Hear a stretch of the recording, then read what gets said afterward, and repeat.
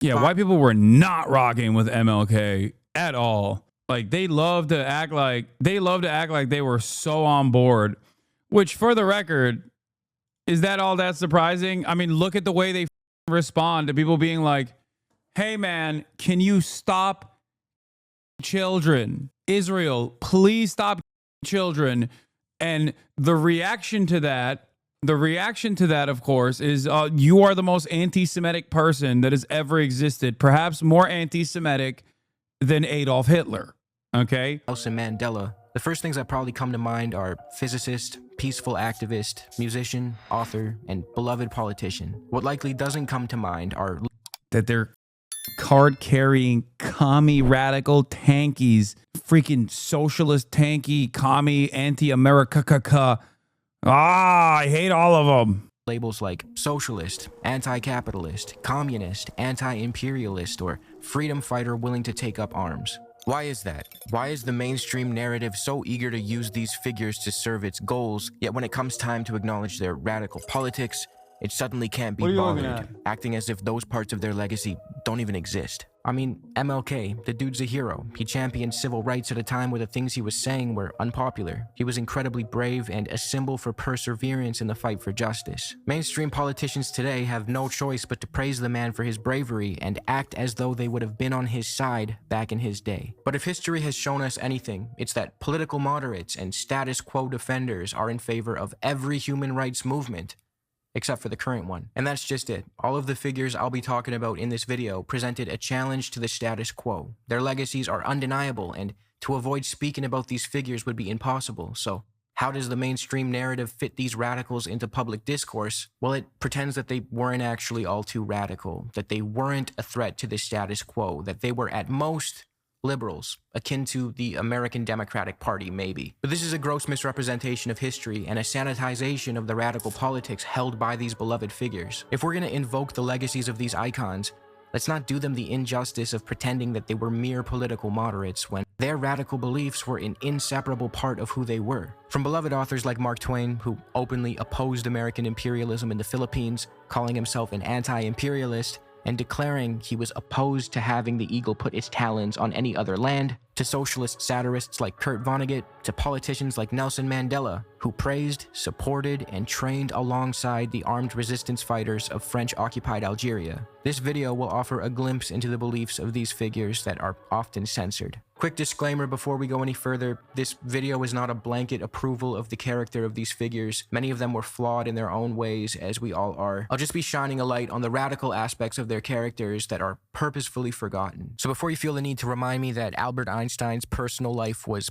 pretty questionable, yeah, I know, that has nothing to do with his politics. Speaking of his politics, what were they? When Albert wasn't writing about mass energy equivalence or the serpentine shape of streams, he didn't shy away from expressing his dislike toward capitalism. He disliked the fact that the ruling class could often trace their power back to colonial conquest. They seized for themselves a monopoly of the land and appointed a priesthood from among their own ranks. Einstein wrote in his 1949 essay, Why Socialism?, in which he set out to make the case for exactly what the title suggests. He affirmed the idea that human development was unfortunately still in a predatory phase due to the way that capitalism and rugged individualism stripped the individual away from society and force them to hyper-focus solely on themselves with little regard for the well-being of others. In Einstein's view, this played a role in the deterioration of the fabric of society and the dismantling of our humanity. Einstein argued that a capitalist economy was detrimental to a person's development and maturation, that it just wasn't good for us and it would not yield ideal results. He believed capitalism would cause us to retract from one another and become cold, callous, and indifferent to the suffering of our neighbors. He worried we would eventually forget that while individual achievements and liberties are valuable and worth striving for, they're ultimately made possible within the context of a broader society,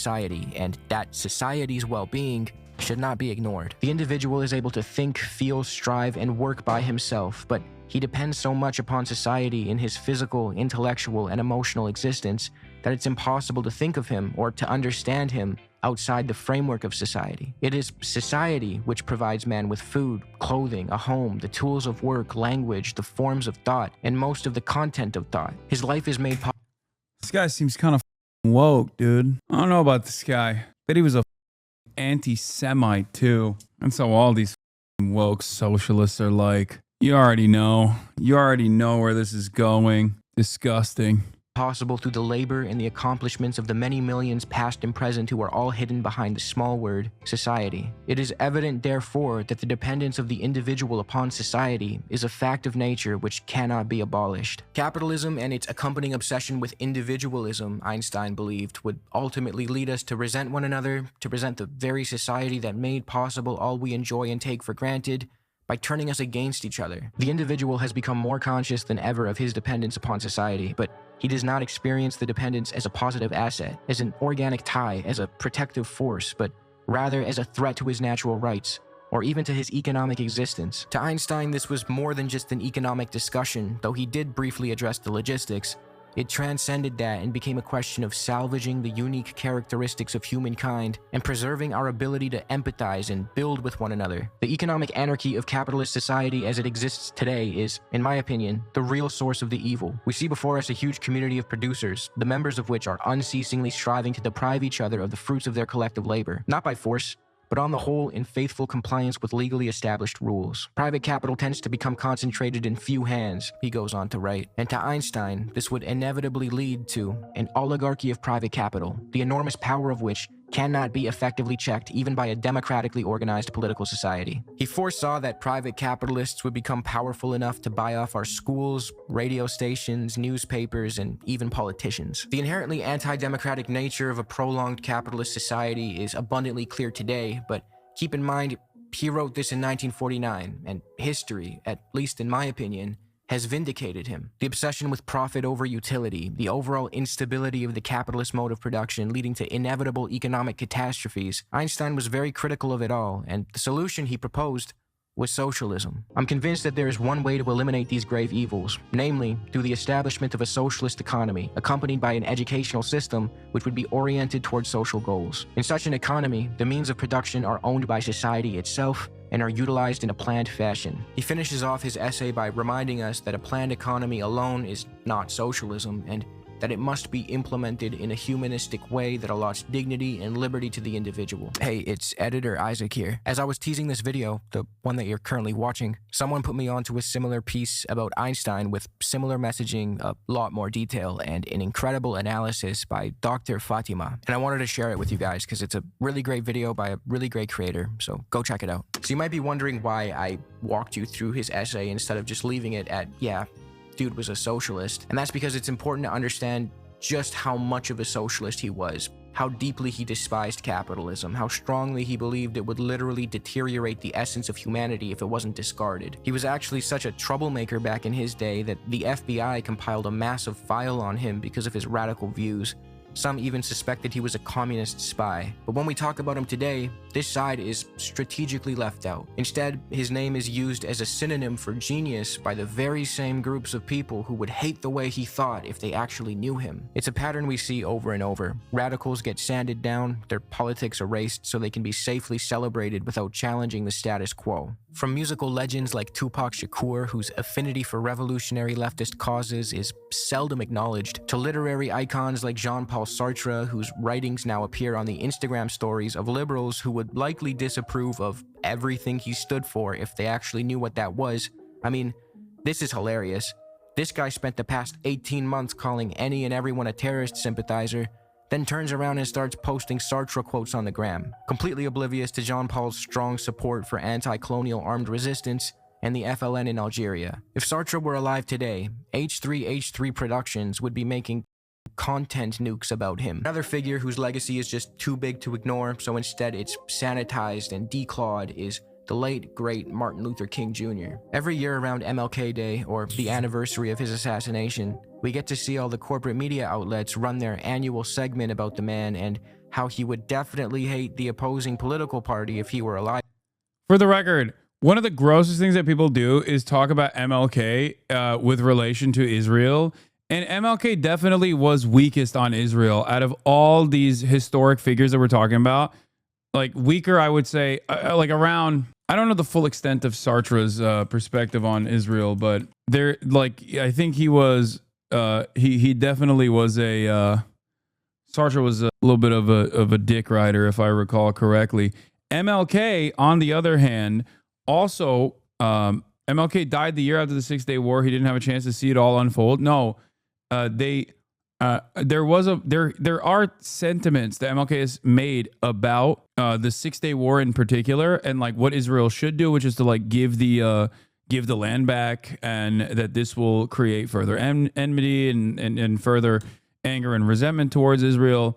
But he certainly did not have the same moral clarity on Israel that he did with like even the Vietnam War. Like MLK was anti-Vietnam War, pro-Cuba, but on Israel, he definitely had like a little bit too much of a religious interest. I wouldn't say he was pro-Israel, but he definitely wasn't as anti-Zionist as like Malcolm X was, for example. Having said that, he don't got internet. You know what I mean? So what? This video isn't about that? No, I know, but I don't care. I'm still just adding additional. What? This is what I do. I add additional information that you might not know. Alive today. I was thinking, like, if he were alive today, I wonder what he'd think about a Democrat Party that believes it can regain power by living in a constant state of protest. He stressed the content of one's character, remember? He would be furious if he saw these pesky protesters constantly about systemic and structural reform,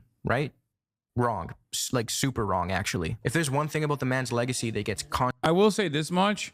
I think one thing that very quickly makes historic black leaders, revolutionary figures, civil rights icons very quickly change their mind about Israel. Because remember, Stalin was pro-Israel in its inception as well. And he's not obviously a historic black revolutionary leader or whatever. I'm just saying that, like, there were a lot of people in its formation that thought like, oh, Israel's going to be communist, like sick.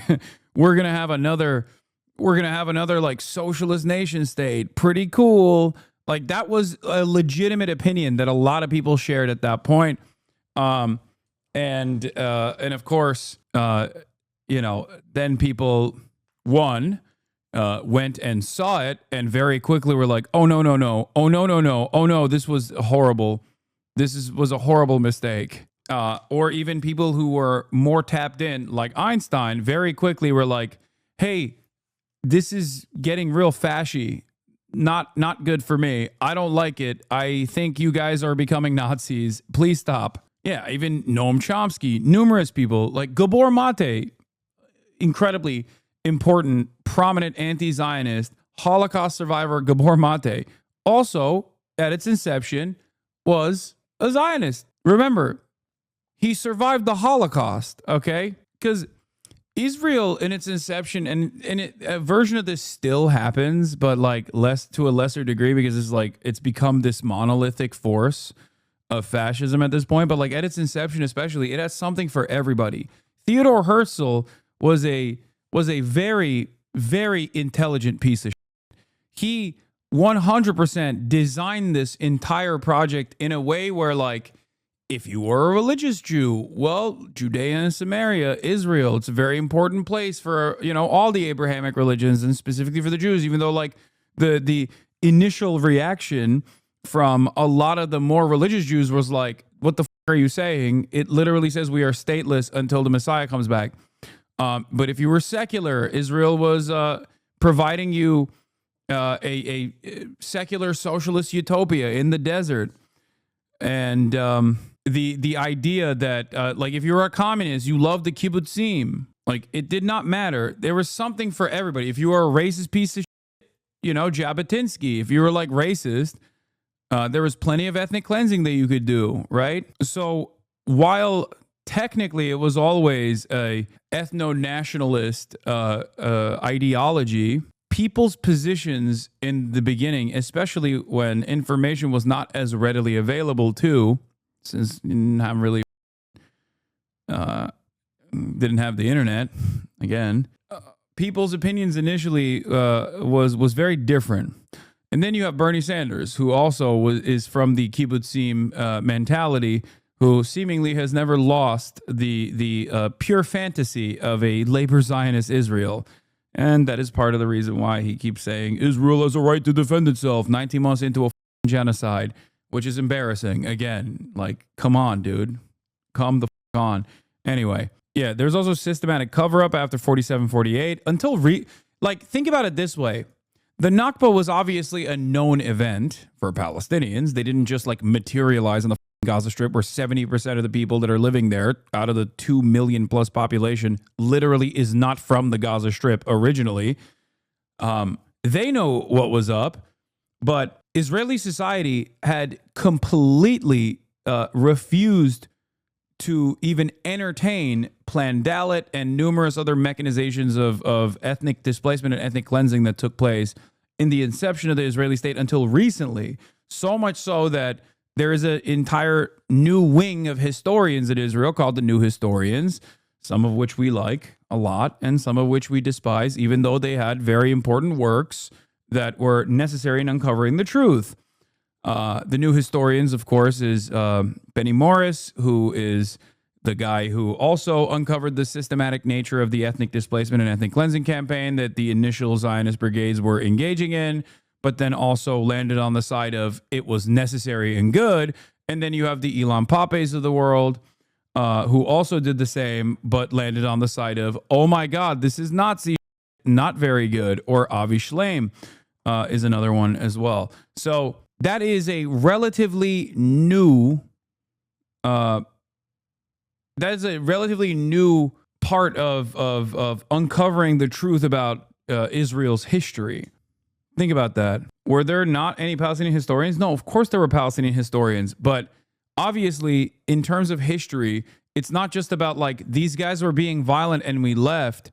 The importance of the New Historians in this instance is uncovering historic proof on the Jewish side, on the Israeli side, on the Zionist side. Of course, there were Palestinian historians, and there's also still living people that experienced the Nakba. And also, half of the New Historians actually were collecting information from the living Palestinians that experienced the Nakba. It's not like they were, that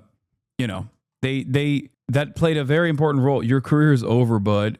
Okay, sure, bud. Constantly swept under the rug. It's his desire for actual economic change in regards to the institutions of America. He stressed the significant link between the need for systemic change on a material level and the ideological progressivism that would follow. In King's The Three Evils of Society speech, he said, "We must also realize that the problems of racial injustice and economic injustice cannot be solved without a radical redistribution of political and economic power. We are saying that something is wrong with capitalism. There must be a better distribution of wealth, and maybe America must move toward a democratic socialism," he said in a 1966 speech in front of his staff. "We will make his dream come true." Yeah, that's great, man. Everyone should strive to uphold King's dream of equality and harmony, but we should also strive to uphold his ideas of economic reconstruction instead of pretending like they don't exist. See, defenders of the status quo, liberal and conservative alike, invoke MLK whenever it's convenient, but they strategically ignore a crucial part of his perspective.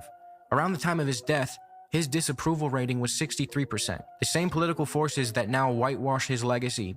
Yeah, white people were not rocking with MLK at all. Like they love to act like they were so on board, which for the record, is that all that surprising? I mean, look at the way they respond to people being like, "Hey man, can you stop children? Israel, please stop children."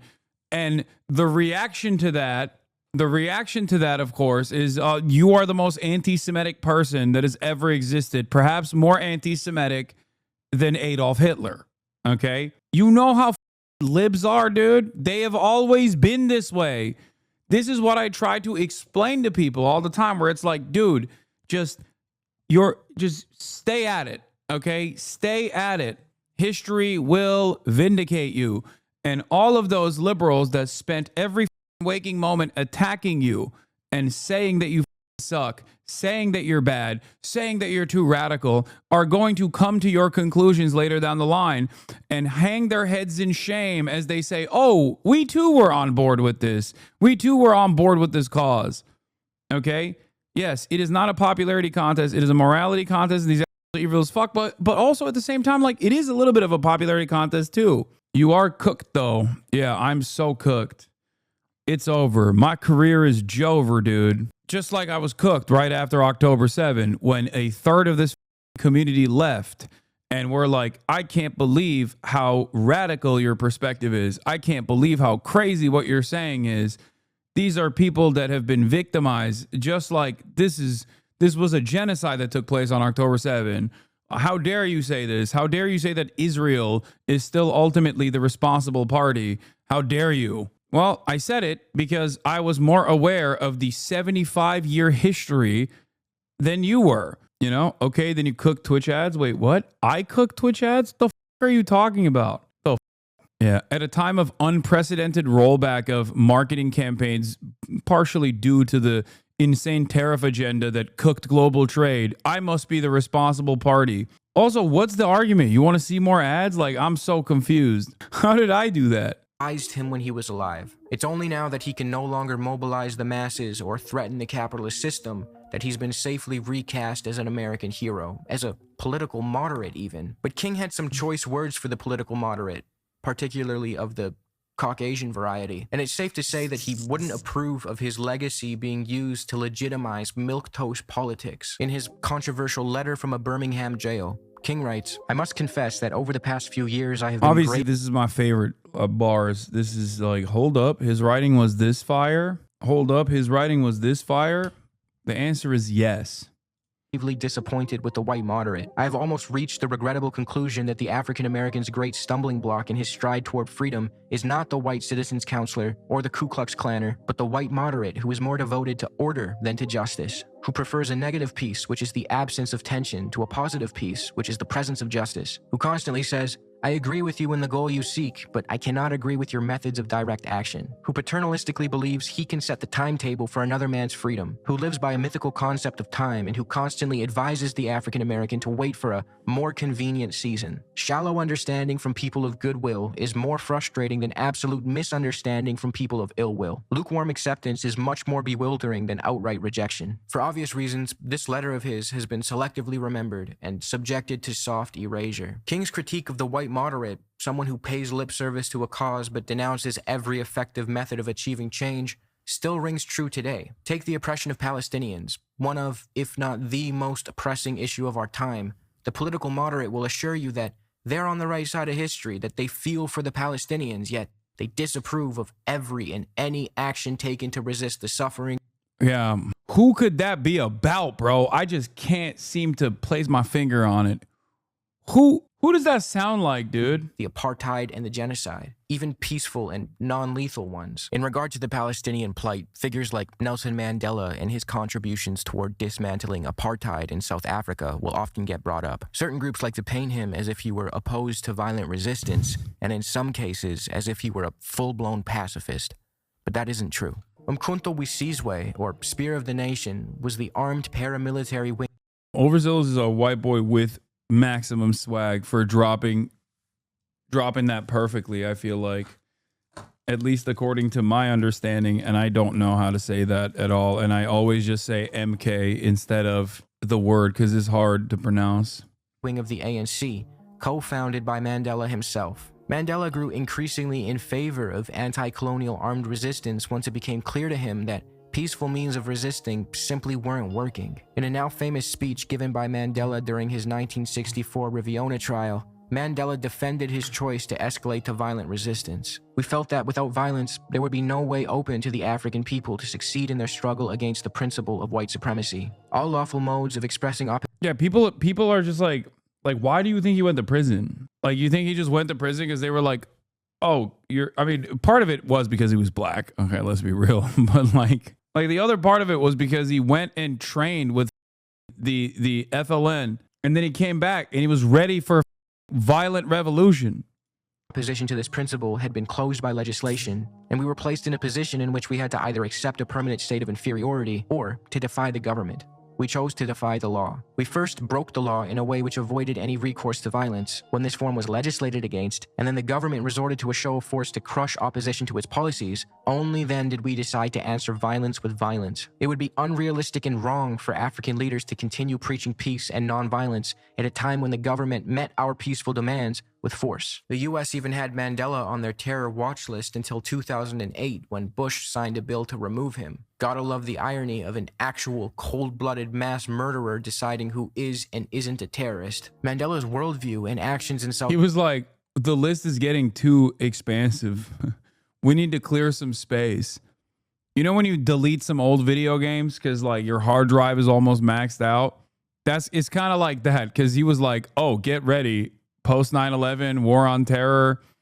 Like, got to clear up more space for all of the Muslims. South Africa were greatly inspired by the FLN in Algeria. He praised the Algerian National Liberation Front many times and even traveled to Morocco in 1962 to train alongside them. The Algerian army made me a man, Mandela declared. It's worth noting that the FLN was considered a terrorist organization by the US during their fight for liberation against France's brutal occupation. After they exhausted peaceful means of resistance, they eventually opted to up the ante and they carried out bombings, assassinations, and urban guerrilla warfare in the attempt to free themselves. The US also considered them to be a broader communism threat due to their links with socialist governments, yet Mandela's support for them remained consistent and unwavering. He never denounced their armed resistance because he understood that their original peaceful means of resisting did nothing but lead to events like the Sétif and Guelma massacre, where peaceful Algerian civilians and protesters were slaughtered by the French. Far from condemning their armed resistance, Mandela was actually deeply motivated by it. Mandela palled around with plenty of people the West considered enemies, from Castro to Gaddafi, the kinds of leaders who backed the ANC when the so-called free world wouldn't. Nelson was so thankful for Castro's and the Cuban military's support in ending apartheid that he traveled to Cuba in 1991 to show his gratitude in person. We have come here today recognizing our great debt to the Cuban people. What other country has such a history of selfless behavior as Cuba has shown for the people of Africa? How many countries benefit from Cuban healthcare professionals and educators? How many of these volunteers are now in Africa? What country has ever needed help from Cuba and has not received it? How many countries threatened by imperialism or fighting for their freedom have been able to count on the support of Cuba? God, the way we treat Cuba is so evil. It's like probably, I mean, America has a long history of horrifying things that we've done, but like one of the ever-present, never-ending forms of cruelty is our unjustifiable sanctions on Cuba. It's crazy. Like, unironically, it's just because they're sick. They're cool. Like, that's it. We have chose to starve out. We have chose to starve out Cuba for the crime of being cool and dope and awesome and also having a successful socialist revolution. It is disgusting. When you, Comrade Fidel, yesterday said that our cause is your cause, I know that that sentiment came from the bottom of your heart and that is the feeling of all of the people of revolution. What's Cuba's position on Palestine? If the USSR still existed, Cuba would have already like sent military equipment to Hamas. That's Cuba's position on Palestine, at least judging by what they've done historically with apartheid South Africa, as you know, Nelson Mandela is recognizing. They literally would have already sent, they would have deployed troops straight up. Revolutionary Cuba. This side of his character, these deep-seated beliefs of his, would never be known if you just accepted the mainstream narrative about him. It's very important that these historical figures and pop culture icons are celebrated and cherished for the good that they've done, for the achievements and innovation that they've imparted on society. But when we only tell parts of the— Would they though with the US right there? I mean, they did it in Africa. That's why I said judging by what they did historically. Their stories and leave out the radical aspects of their characters, we do them a disservice through omission. These great minds were great for a reason. Let that reason be known. Another Overzealots banger, by the way. This guy, dude.